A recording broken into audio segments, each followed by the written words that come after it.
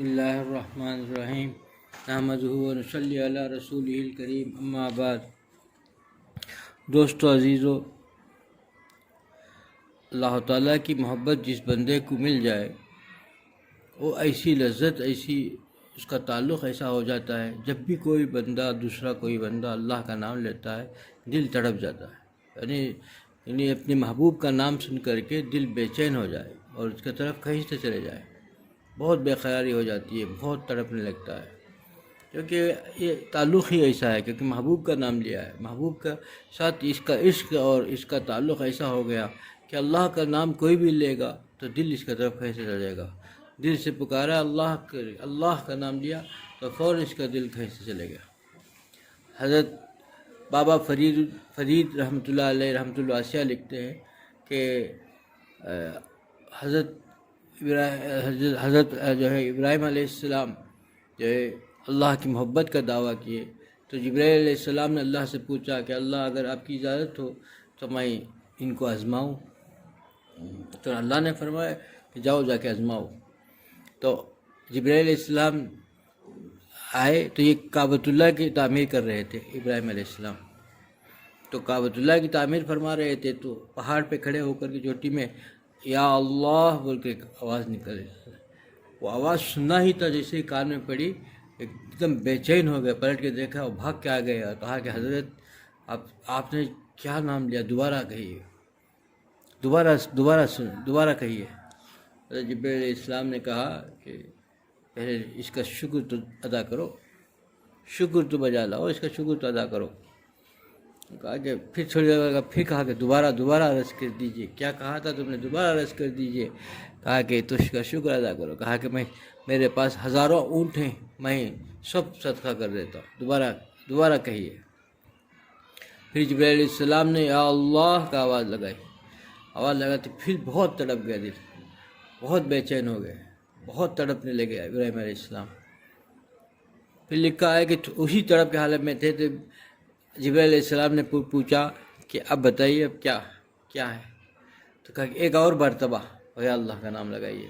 کہا کہ کیا کرو گے، میں جان بھی قربان کر دوں گا، یہ میری جو جان ہے، تو کہ سارے مال دے دیے ان کے، اب کہا کہ میں اپنی جان بھی دے دوں گا۔ تو جبرائیل علیہ السلام نے پھر اللہ کا نام یا اللہ کر کے جیسے پکارا، چیخ مار کے بے ہوش ہو کے گر گئے۔ تو فوراً جبرائیل علیہ السلام اوپر پہنچے، اپنے مقام پر پہنچ کر کے اللہ سے سجود ہوئے اور کہا کہ اللہ جیسا دیکھا سچا صدیق ویسے ہی پایا، وہ سچا عاشق ہے آپ کا۔ انہوں نے دعویٰ کیا تھا کہ میں اللہ تعالیٰ سے محبت کرتا ہوں، عشق ہے تجھ سے، تو دعوے کا فخر پایا کہ محبوب جو ہے، جب اللہ کے محبوب اللہ کا نام سنتے ہیں اپنی جان بھی دینے کے لیے، جان مانگے جان بھی دے دیں گے، کوئی کسر نہیں ہوگی، کیونکہ اللہ تعالیٰ جان مانگے جان دے دی، مال مانگے مال دے دیا، جو مانگا دے دیا، کبھی کسر، جو چیز مانگے یہی تو ہوتی ہے اللہ تعالیٰ کی محبت۔ کیا سچی محبت ہے تو سب کچھ قربان کر دے گا، اللہ سے سچی محبت ہو، بیکار کی محبت نہیں ہو، یہی آزماتے بھی اللہ تعالیٰ دیکھتے بھی ہے، سچی محبت اللہ کی اگر ہو گئی تو سب کچھ قربان کر دے۔ اور اللہ کی محبت جب جس کو ہو جاتی ہے وہ ہر لمحہ ہر آن اسی لذت میں گزارتا ہے۔ تو معلوم ہوا کہ جب وہ سوچو کہ ایک آدمی اللہ کی یاد و محبت میں زندگی گزار رہا ہو، وہ پھر کیسے جو ہے گناہوں میں، نافرمانی میں اللہ کے گزارے گا۔ یعنی یہ چیز ایسی ہے کہ اللہ سے مانگے کہ اللہ کی محبت کو اگر اللہ سے مانگ لیا، اللہ کی محبت مل گئی، بہت بڑی دولت ہے۔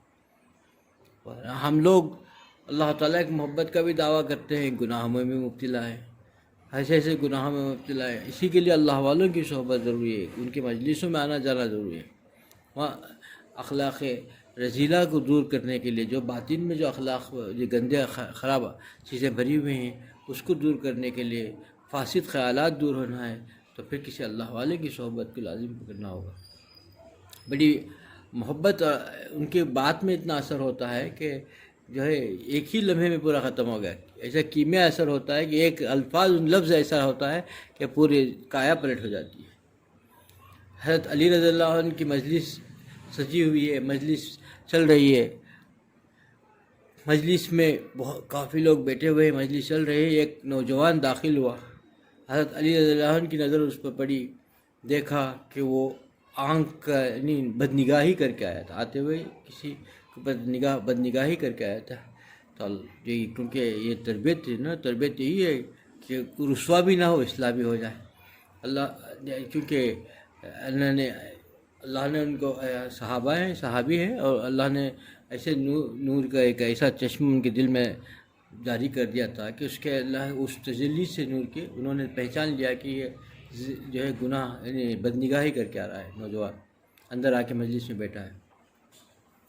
حضرت علی رضی اللہ عنہ نے تھوڑی دیر خاموش رہے، پھر مجلس جیسے فرمایا کہ بھائی اس نوجوان فرمایا کہ بھائی دیکھو اس انسان کے بارے میں کیا ہوگا، اس کا کیا ہوگا جو آدمی اللہ سے خوف نہ کھائے اور جس کے آنکھوں سے زنا ٹپک رہا ہو. وہ انسان کیسا بدبخت ہوگا، اس کا اللہ کے پکڑ پر کیسے اس کے پر پکڑ نہ ہوگی، اور وہ کیسا جو ہے اس پر سخت پکڑ نہ ہوگی. نوجوان جو تھا پہچان لیا، کیونکہ وہ مجلس بھی وہ مجلس شاہی مجلس میں داخل ہوا تھا، اس نے پہچان لیا کہ یہ مجھ سے ہی خطاب ہے. اب جس کو خطاب تھا وہ زیادہ اس نے سچے دل سے توبہ کی. اسی مجلس میں اس نے اپنے سچی طور سے توبہ کیا کہ اپنے گناہوں سے. یہ کیونکہ ایک چیز بھی ایسا اعضاء جوارے جو انسان کے ہیں یہ اس سے گناہ سرزد نہ ہوئے. آنکھوں کا زنا ہو رہا ہو، ہمارے آنکھوں کا زنا ہو رہا ہے، دل سے زنا ہو رہا ہے، کانوں سے زنا ہو رہا ہے. اللہ تعالیٰ فرماتا ہے کہ اے بندے جس نے مجھ سے محبت کی، سچا عشق کیا، میں اس کی آنکھ بن جاتا ہوں، وہ مجھ سے میں اس کی آنکھ بن جاتا ہوں، مجھ سے دیکھتا ہے. وہ میرے کان بن جاتا ہوں، وہ مجھ سے سنتا ہے. اس کا کیا مطلب ہے؟ حدیث ہے یہ. کیونکہ اس کا مطلب یہ ہے کہ انسان اب سب کچھ اس پر فدا کر دیتا ہے. اسی آنکھ سے دیکھتا ہو تو کیا مطلب ہے؟ یہ ہم جو ہے آنکھوں سے گناہ بھی کر رہے ہیں، اللہ بھی زبان سے چل رہا ہے، زبان سے گناہ ہو رہا ہے، آنکھوں سے گناہ ہو رہا ہے، کانوں سے گناہ ہو رہا ہے، ہمارے اعضاء جوارے گناہوں میں مبتلا ہیں. پھر ہم کیسے ایک دیکھیے ہم میں سے ہر آدمی کسی نہ کسی اللہ والے کا دامن پکڑا ہوا ہے، پھر اللہ کو پانا چاہتا ہے. دیکھو ایک بھی اگر گناہ اگر باقی ہے تو پھر وہ جو ہے اللہ کی محبت کو پا نہیں سکتا.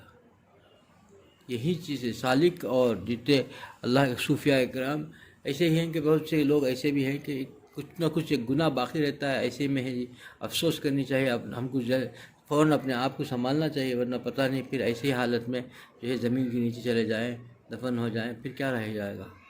ایک بھی گناہ رہے گا تو پھر اللہ کی محبت، کامل محبت مل نہیں سکتی. کامل دنیا میں کسی کی محبت چاہتے ہیں دنیا میں تو اسی کامل اتباع ضرورت ہے. اس کی ایک بھی نافرمانی اگر کیا آپ نے، اس کی ایک بھی ناخوشی کی کام کیا تو پھر اس کی محبت مل نہیں سکتی. تو وہ دونوں جہاں کا بادشاہ ہے وہ اللہ تعالیٰ ایسے ذات ہے جو ہے جو دلوں کے اندر جو چیزیں گزرتی ہیں اس سے پہلے وہ جان لیتا ہے. اتنا خبر رکھنے والا علیم الخبیر ہے. تو پھر ایسے آدمی کے ساتھ، ایسے خدا، ایسی ذات کے ساتھ ہمارا جو معاملہ ہو رہا ہے یہ کیسا معاملہ ہے؟ تو اپنے دل کے، اپنے اعضاء جوارے کی حفاظت جب تک نہیں کریں گے، ایک گناہ بھی ہمارا باقی نہ رہے، ہمارے اعضاء جوارے سے کوئی گناہ نہ ہو، تب تک اللہ کی محبت کو، ہم کامل محبت کو پا نہیں سکتے. کامل محبت اسی انسان کو ملے گی. اور ہمیشہ ہر آدمی کامل محبت کی تلاش میں ہے لیکن گناہ چھوڑنے تیار نہیں. گناہ کسی نہ کسی گناہ میں مبتلا ہے. ایسے گناہ بھی ہم سے ہو رہے ہیں، ایسے گناہ ہیں جس کے کوئی نہیں جانتا. ہم اللہ اور بندے کے درمیان جو خاص ہے، جو اللہ ہی جانتا ہے. ایسا خاص گناہوں میں مبتلا ہے بندہ جس کو صرف خدا جانتا ہے، اس کے علاوہ کوئی نہیں جانتا. بندہ اور خدا کے درمیان صرف وہی ہے، بندہ جانتا ہے یا پھر خدا جانتا ہے. ایسے گناہ ہیں. تو ان گناہوں سے جب تک نہیں چھوٹے گا پھر اللہ کو کیسے پائے گا؟ اللہ کی محبت کیسے ملے گی؟ دوست عزیزو، اللہ کی محبت جس کو مل جاتی ہے وہ نعمت ایسی ہے کہ اس کو پوچھنا ہی کیا، اس کی زندگی ایسی مزیدار ہو جاتی ہے، ایسا پر لطف رہتی ہے. اور پر لطف زندگی کو حاصل کرنے کے لیے ہم کو کوئی بڑی محنت نہیں کرنا ہے، بس اللہ کی نافرمانی نہ کرنا ہے.